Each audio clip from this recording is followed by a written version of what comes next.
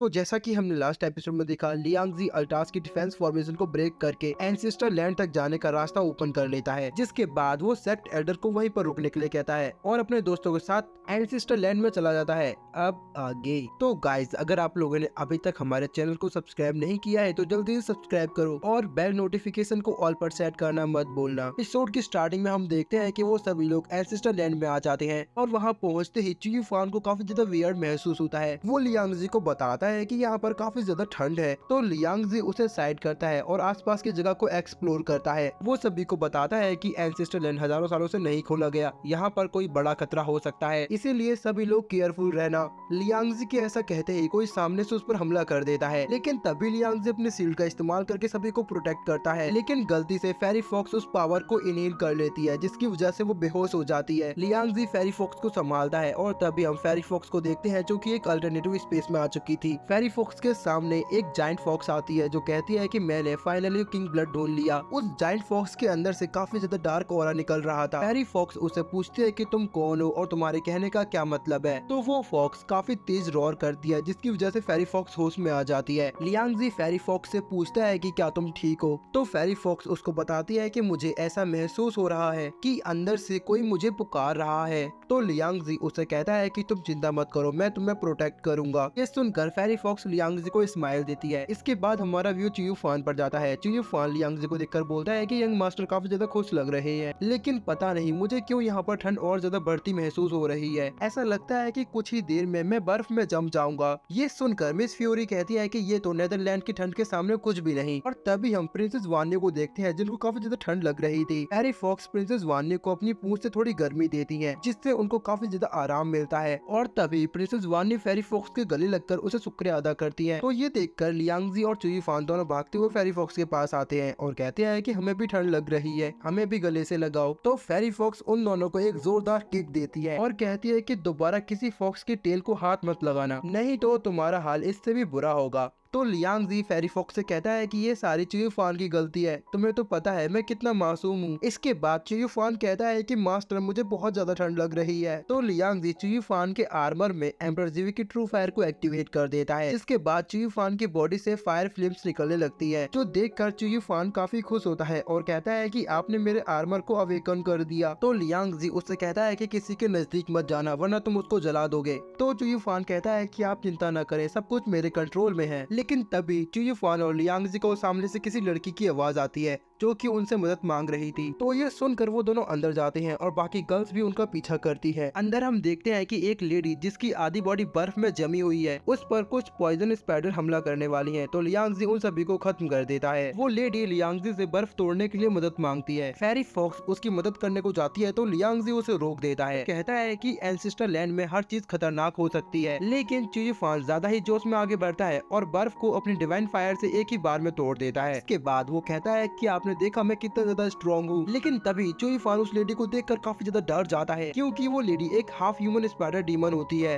वो कहती है कि फाइनली इतने दिनों बाद मुझे कोई तो इंसान मिला जिसको खाकर मैं अपनी भूख शांत कर सकती हूँ। इसके बाद वो डीमन लेडी चियू फान पर हमला कर देती है, लेकिन तभी लियांगजी बीच में आकर चियू फान को बचा लेता है और फिर अपनी स्वॉर्ड निकालकर चियू फान को दी हुई अपनी डिवाइन फायर को वापस लेता है और उस डीमन स्पाइडर पर अपनी डिवाइन फायर से हमला करता है, जिसके बाद वो उसकी बॉडी में अपनी स्वॉर्ड घुसाकर उसे खत्म कर देता है। और तभी वहाँ पर एक पोर्टल ओपन होता है, जिसके अंदर वो सभी लोग गिर जाते हैं। और तभी हम देखते हैं कि उस जगह पर एक आइस कॉफिन में एक लेडी सो रही है। हमें उस लेडी का नाम बताया जाता है, उसका नाम लिन सियाओ होता है। प्रिंसेस फ्यूरी उस लेडी को देखती है और कहती है कि ये तो काफी ज्यादा खूबसूरत है। लेकिन तभी चियू फान बोलता है कि हम दोबारा बेवकूफ नहीं बनेंगे, जिसके बाद वो उस सोती हुई लेडी पर हमला कर देता है। लेकिन चियू फान का हमला उस आइस कॉफिन को हिला भी नहीं पाता और तभी आइस कॉफिन पर लगा हुआ डिफेंस स्पेल उन सभी को पीछे ढकेल देता है, जिसके बाद वो लेडी आंखें खोलती है। उस लेडी के जागते ही लियांगजी की स्वॉर्ड से एम्परर जीवी की ट्रू फायर उस लेडी की बॉडी में जाने लगती है। तो देखकर लियांगजी सोचता है कि इस लेडी का एम्परर जीवी के साथ कोई तो कनेक्शन है। वो लियांगजी को देखकर बोलती है कि बड़े भाई फाइनली आप आ गए, मुझे इस आइस कॉफिन में अब और नहीं रहना, जल्दी से मुझे आजाद कर दो। लेकिन तभी हमारा व्यू फेरी फॉक्स पर जाता है।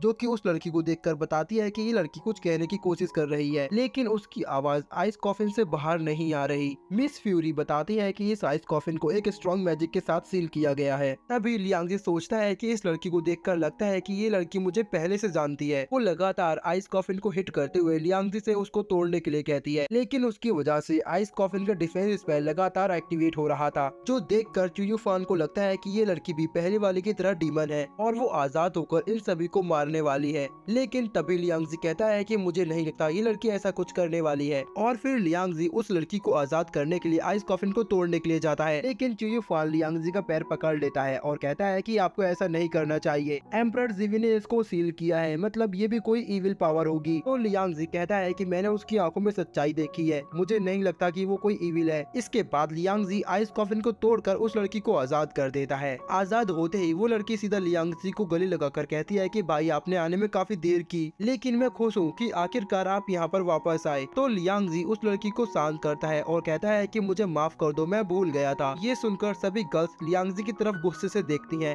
और कहती हैं कि तुमने हमें कभी नहीं बताया कि तुम्हारी कोई छोटी बहन भी है, क्या तुम हमें सही से समझाओगे कि यहाँ पर क्या चल रहा है। तो लियांगजी लिन सियाओ को बताता है कि तुम मुझे गलत समझ रही हो, मैं तुम्हारा बड़ा भाई नहीं हूँ, हम लोग आज पहली बार मिल रहे हैं। तो लिन सियाओ लियांगजी का चेहरा बहुत ध्यान से देखती है और फिर वो लियांगजी को धक्का मारकर दूर हटा देती है और कहती है कि तुम्हारी हिम्मत कैसे हुई मेरे पास आने की, तुम्हारा ऑरा देखकर मुझे लगा कि तुम मेरे भाई हो। तो लियांगजी उससे कहता है कि तुम्हें मेरा शुक्रगुजार होना चाहिए, मैंने तुम्हें आइस कॉफिन से आजाद कराया है। तो लिन सियाओ बोलती है कि तुम्हें मेरा शुक्रगुजार होना चाहिए कि तुम्हें मेरी मदद करने का मौका मिला, वैसे भी अगर मेरे भाई को तुम्हारी इस हरकत का पता चला तो वो तुम्हें जान से मार डालेगा, शायद तुम्हें पता नहीं मैं दी ग्रेट लिन सुआन की छोटी बहन हूँ। तो ये सुनकर लियांगजी काफी हैरान होता है और वो कहता है कि क्या तुम एम्परर जीवी लिन सुआन की बात कर रही हो। तो वो कहती है कि बेशक मैं एम्परर जीवी की छोटी बहन हूँ। तो लियांगजी उसको बताता है कि 10,000 साल पहले एम्परर जीवी की मौत हो चुकी है। तो ये सुनकर लिन सियाओ यकीन नहीं करती और वो कहती है कि मेरा भाई पूरे दुनिया में बेस्ट है, पूरे 7 रियलम में कोई ऐसा नहीं जो मेरे भाई का मुकाबला कर सके,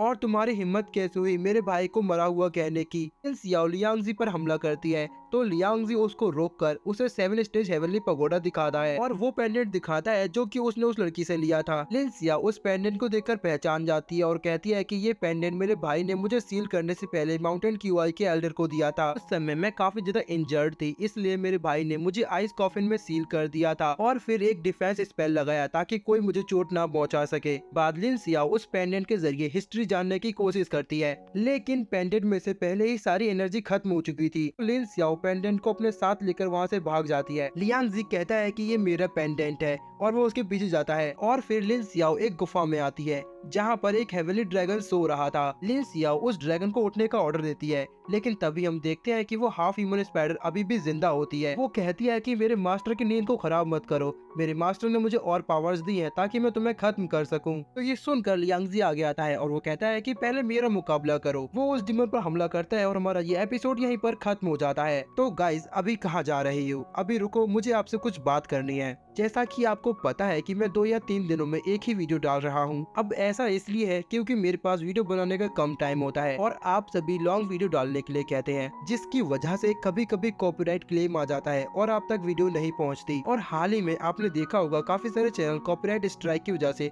डिलीट हो चुके हैं या फिर होने वाले हैं। बस इसी वजह से मैं शॉर्ट वीडियो डालना ज्यादा पसंद करता हूँ क्योंकि उस पर कॉपीराइट क्लेम कम आता है। तो मुझे उम्मीद है कि आप लोग मेरी मजबूरी समझ रहे हैं, और जो लोग भी अभी तक ये वीडियो देख रहे हैं तो कमेंट करके जरूर बताना। और हाँ, ये भी बताना कि मैं I upset millions of cultivation series को स्टार्ट करूं या नहीं। मुझे आप लोगों की कमेंट का इंतजार रहेगा, इसलिए कमेंट करके जरूर जाना। 云虚浩荡，炼狱本座，何必负隅顽抗？多少人想与本王融为一体？少主，我们的剑招对他无用。你别浪！他真是全灭了！天元、天玄、七琉璃。弟子良心见过师傅。当年为了护住人界，本帝只能先把碧晨囚